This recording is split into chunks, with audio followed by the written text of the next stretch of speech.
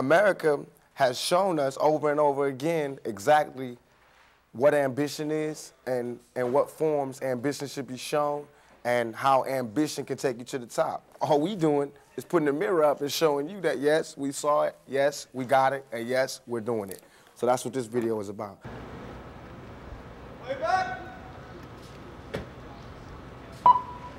All right, I'm going to let you guys do most of the talking. So, no doubt. Speed, you ready? All right, so first of all, just simply explain the concept of the video to me. What we're trying to do is use intellect while we rapping. So what we wanted to do is, since everybody feel like it's their duty to say how we are portraying gangsters and gangster music and we are dirtying up the airwaves and people's houses with gangster music, we wanted to put the mirror up to show you where we got these gangster ideas. So we took all these scenes out of classic movies with gangsters in them. Not gangsters from Compton or gangsters from Watts, but gangsters from Chicago, and gangsters from New York, and gangsters from Italy. Gangsters, not gangsters named Do Dirty and Snoop and Tupac and the Dads and Corrupt, but gangsters named Lucky Luciano and Mafioso Nick. And Tony Corleone and John Gotti, Al Capone and Nitty, all of them. Hop, get close to Snoop. Get close, I want to get both of you in there. Come on! Is this something that you guys came up with the concept and pitched it to Suge, or? I said, whenever you're ready, let me know so we can do the video for 2 of Amerikaz Most, because you know he was going through the court thing. I said, just let me know. So he's like, I'm ready. And he's like, this is what I want. I said, what scenes you gotta have in there? Because all we do, me and Dogg, we finna do a movie together called 2 Strikes. So all we do is watch old movies. So all we would come together and be like, did you see this? I'd be like, nah, did you see this? And he's like, oh yeah, I saw that. I'd be like, this scene right here. And we put it together like that. So we never really sat down and was like, I'm gonna give you this and you give me this. We both know what wavelength we on. So he come up with an idea and I'll automatically be like, yeah, that's it. Same thing, vice versa. Plus, we wanted to show like the 2 styles. Me and Snoop represent, to me, my own opinion, we represent the nucleus of the entire ghetto. I represent the hardcore, grab at you, no holds barred, no prisoners, relentless, hustle to the early morning hustler type of person, thug, you know? And Snoop represent the more calm, all legit, right by the book, no waves, let's get our business handled. You know what I mean? We both represent, you know what I mean? Both sides of the game. The calm one and the relentless one. And no one knows which side is more appropriate or which side is more profitable, but we're showing you both sides. And if you look at our lives and look at our music, you'll see where each side takes us. Because right now, we side by side, hitting them up through this whole industry, through this whole world, we're hitting them up side by side. Right. So how, last time I saw you was at the LBC video shoot. How are you popping up in this video today? Actually, these is all the homies and they got together to do this video for Tupac. I mean, actually to do the song for Tupac's album.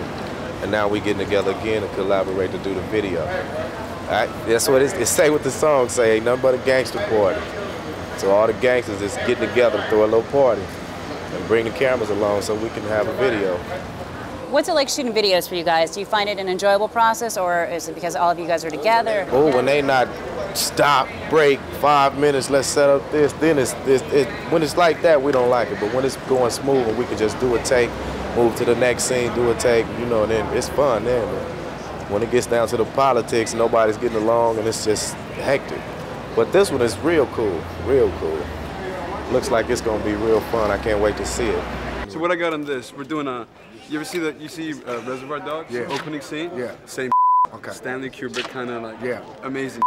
So we're gonna have you guys being opened up from the back. You come out and it's like this has been planned. We already engaged the guys. One camera's up here, one's up there. Okay. We got a high angle. The high angle is gonna see the bodies sprawled out and the pools of blood. Okay. This one's basically just gonna see the crumpled up bodies and you guys approaching us right this way. Okay. And then we'll go to performances right there on that spot. For the performance, I want us to get out the car just like you explained. We sitting there, we could be, ain't nobody here to catch us or nothing, so we can still be out here doing the performance. Okay. Then I want a car to come, a police car, that detective, anybody scared, and that's what make us run. Just crashed. We just got out of court. When we leave court, the just crashed. We jump out.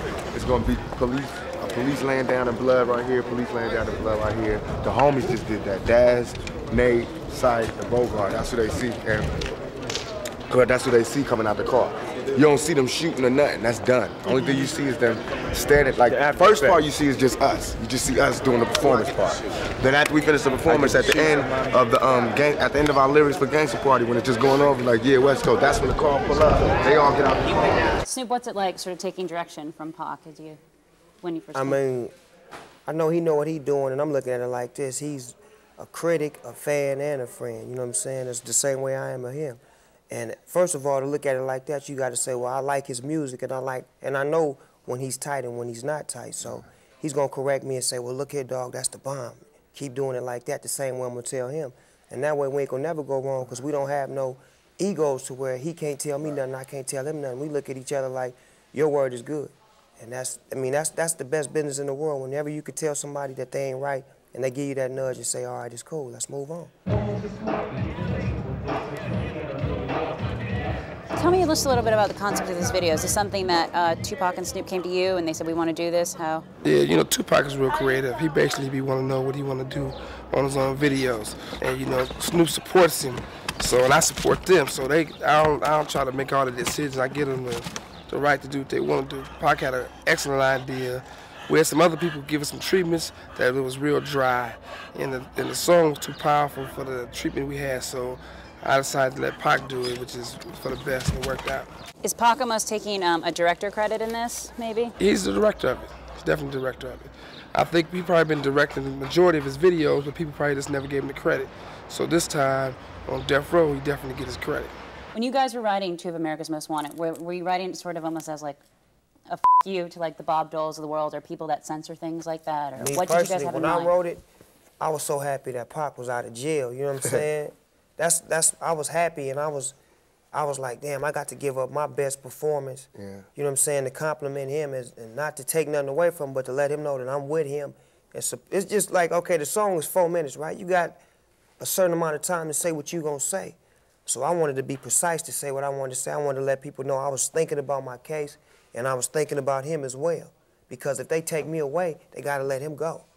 So he gonna be speaking for me while I'm in, like I was speaking for him while he was in. So this just networking and letting them know that you can take one of us, but you can't take us both. And if you let us both go, that's where you really did up. When I was hearing about who was the most dangerous rapper, and all, it was always Snoop. And when it wasn't me, it was Snoop. And I was like, damn, we on the same record label. I know these people are really thinking like we are like the Antichrist. And I remember being in the studio and it'd be me and Snoop, and he had his son in there, and I was in there, and just being out of jail, you know, still having the emotional responses that somebody has when he just got out of jail for a year for a crime they commit. And he in there fighting a trial for murder. We in there with kids and just all our dreams in front of us, all our hopes in front of us. And doing that song was like irony. You know what I mean? Because it was like, in the song, we the big bad guys, but in real life, I mean, this dude a daddy. I mean, a doting daddy, like a pushover daddy. You know what I mean? And I'm just me, you know what I mean? So it's like when they look at us, it's like they look at us like two different people. So that's why two of America's Most Wanted, although it is frighteningly true, it's really just like a joke. Is there definitely more collaborations of you two in the future? Do you guys think that you'll get back in the studio again together? Oh, we got like 5 songs. We did a whole lot of songs together. I know that, like, individually, when I've interviewed both of you, that you've always been a fan of Snoop's and you've always been a fan of Tupac's. Were you guys intimidated at all to go in the studio together? No, I mean, you bring the best out of me. You know That's what I'm saying? how it is, yeah. It's like Michael Jordan and Magic Johnson on the same team. Healthy. You know what I'm saying? When you look at it, look, the way we look at it is like myself, sometimes I look at it and think about the kids coming up today, how do they see us? Because I look at how I seen like Aretha Franklin and Marvin Gaye and all those people, the Temptations, you looked at them like giants. And when Marvin Gaye did something with the Temptations, anybody did something together, you felt that. You was like, whoa, man, it made you be together. You know what I mean? It made us be together because we felt them like, damn, these two giants could get together. So that's how it is when me and Dawg feel it. That's why I be telling them we gotta work. We gotta do songs with Mary, because Mary's the new Aretha Franklin. We gotta do songs with Danny Boy. Danny Boy is Sam Cooke. We gotta do this. We gotta carry on the tradition. We might not say our things as sweet as they want us to say it, but we are the next generation, and we are going to carry on that tradition. And when people go back to see what we was living like in 1996 and what was going on and how did we feel, I'm almost willing to bet my life, and I am betting my life, and Dawg is betting his life, that it's going to be our stories that they're listening to. Exactly. I can guarantee you.